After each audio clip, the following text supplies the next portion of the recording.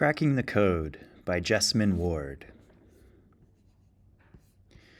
When my father moved to Oakland, California, after Hurricane Camille wrecked the Mississippi Gulf Coast in 1969, strangers he encountered from El Salvador and Mexico and Puerto Rico would spit rapid-fire Spanish at him, expecting a reply in kind.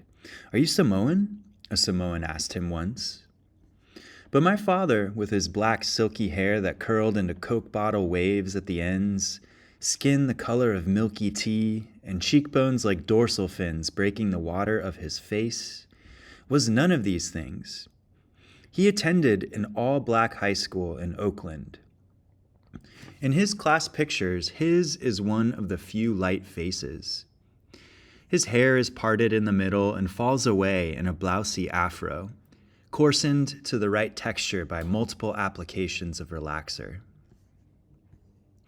My father was born in 1956 in Pass Christian, a small Mississippi town on the coast of the Gulf of Mexico, 50 miles from New Orleans. He grew up in a dilapidated single-story house, 4 rooms with a kitchen tacked onto the back. It was built along the railroad tracks and shook when trains sped by. The wood of the sloped floor rotted at the corners.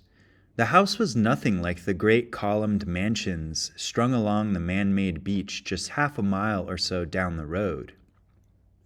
Houses graced with front-facing balconies so that the wealthy white families who lived in them could gaze out at the flat pan of the water and the searing, pale sand, where mangrove trees had grown before they'd bulldozed the land. Put simply, my father grew up as a black boy in a black family in the Deep South, where being black in the 60s was complicated. The same was true in the 80s, when I was growing up in Delisle, a town a few miles north of Pass Christian. Once, when I was a teen, we stood together in a drugstore checkout line behind an older, blondish white woman. My father, an inveterate joker, kept shoving me between my shoulder blades, trying to make me stumble into her. "Daddy, stop," I mouthed, as I tried to avoid a collision. I was horrified. Daddy's going to make me knock this white woman over. Then she turned around, and I realized that it was my grand aunt Eunice, my grandmother's sister, that she was blood. "I thought you were white," I said, and she and my father laughed. Coastal Mississippi is a place where Eunice, a woman pale as milk, with blonde hair and African heritage, is considered and considers herself black. The one-drop rule is real here. Eunice wasn't allowed on the beaches of the Gulf Coast or Lake Pontchartrain until the early 70s. The state so fiercely neglected her education that her grandfather established a community school for black children. Once Eunice graduated after the 8th grade, her schooling was done. She worked in her father's fields and then as a cleaning woman for the white families in their mansions on the coast. On the local TV station, she watched commentators discuss what it meant to be a proper Creole. Women who were darker than her asserting that true Creoles have only Spanish and French ancestry. Theirs was part of an ongoing attempt to write anyone with African or Native American heritage out of the region's history, to erase us from the story of the plantations, the swamps, the bayou, to deny that plissage, those unofficial unions, during the time of anti-miscegenation laws, between European men and women of African heritage had ever taken place. It's impossible for most Black Americans to construct full family trees. Official census records used by so many genealogy enthusiasts to piece together their families' pasts don't include our non-European ancestors. Both my mother's and my father's family name is Dedeaux. I bear my paternal grandmother's last name. And several relatives on my mother's side have traced their lineage through European Dedeaux back to France. but building a family tree of people of color is far harder. I always understood my ancestry, like that of so many others in the Gulf Coast, to be a tangle of African slaves, free men of color, French and Spanish immigrants, British colonists, Native Americans. But in what proportion, and what might that proportion tell me about who I thought I was? I was at a dinner with some professors from Spring Hill College in Mobile, Alabama, when one of them told me about the genetic testing company 23andMe. It cost $99. That was my first surprise. I imagined that the price of such a service would be exorbitant, but evidently it wasn't. You order a kit online, the professor explained, and get it in the mail a week or so later, then register on the company's website, spit into a test tube, seal it, and send it back in the provided box. Around 6 weeks later, you receive your results. The professor said that his girlfriend had spent hours poring over hers, fascinated by her genetically based health analysis. Due to an FDA crackdown, 23andMe no longer provides this particular service. But I was interested in genetic testing for a different reason. I ordered tests for my father, my mother, and myself. We submitted our samples, then waited for the company scientists to decode the ancestral information in our DNA. My mother and I were sitting at our kitchen table when her test came back. My father was at my sister's house, surrounded by his children, when he received his. Their results confirmed some of the notions we'd had about our ancestry, as passed down through family lore, and subverted others.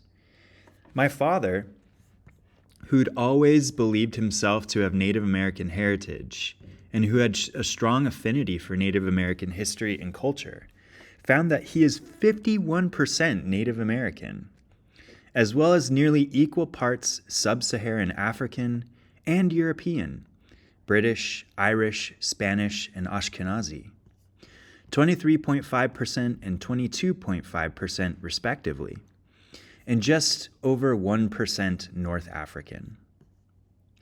My mother, who has told me story after story about her white great-grandparents taking their mixed-race children to visit their families in Kiln, Mississippi, only to hide the kids in the trunk of the car at the end of every visit when the sun set and it was no longer safe, found that she is 55% European, a mixture of British, Irish, French, German, Scandinavian, and Iberian, 41% Sub-Saharan African, and 3.4% Native American. My parents' results gave them the concrete proof of their ancestry that they'd always been denied. My father, a former member of the Black Panther Party, proudly claimed his Native American heritage by registering with the Choctaw tribe of Slidell, Louisiana. My mother could at last make educated guesses about the parentage of her great-grandparents. It was as if 23andMe had taught them to read the language of their family histories, enabling them to finally understand the incomprehensible book of their ancestral pasts, to read what had been gibberish. Yet I found my own results both surprising and troubling. I was raised in Mississippi in a family and a community that identified as Black, and I have the stories and the experiences to go with it. One of my great-great-grandfathers was killed by a gang of white prohibition patrollers. My mother helped to integrate the local elementary school in the 1960s. My father was run out of segregated Pass Christians beaches in the local park. I was the only Black girl at my private high school in Pass Christian, the target of my classmates' backwards ideas about race. Despite my parents' sense of their mixed roots, I had thought that my genetic makeup would confirm the identity that I'd grown up with, one that located Africa as my ancestors' primary point of origin. And that allowed me to claim a legacy of Black resistance and strength. So it was discomfiting to find that my ancestry was 40% European, a mixture of British, Irish, French, German, Scandinavian, Iberian, Italian, and Ashkenazi. 32% Sub-Saharan African, a quarter Native American, and less than 1% North African. For a few days after I received my results, I looked into the mirror and didn't know how to understand myself. I tried to understand my heritage through my features, to assign each one a place, but I couldn't. All I could see was my hair that grows up and out instead of falling flat like my father's. Hair that refuses to be as smooth and tidy as my mother's, but instead bushes and tangles and curls in all directions at once. Mine is a mane that bears the strongest imprint of my African ancestors. Hair that my hairstylist combed out into a voluminous afro during one of my visits to New York City, so that I walked the streets with a 10-inch halo that repelled the rain and spoke of Africa to everyone who saw it. That's how I remember myself. That's how I remembered that people of color from my region in the United States can choose to embrace all aspects of their ancestry. In the food they eat, in the music they listen to, in the stories they tell, while also choosing to war in one armor, that of Black Americans, when they fight for racial equality. I remembered that in choosing to identify as Black, to write about Black characters in my fiction, and to assert the humanity of Black people in my nonfiction, I've remained true to my personal history, to my family history, to my political and moral choices, and to my essential self, a self that understands the world through the prism of being a Black American, and stands in solidarity with the people of the African diaspora.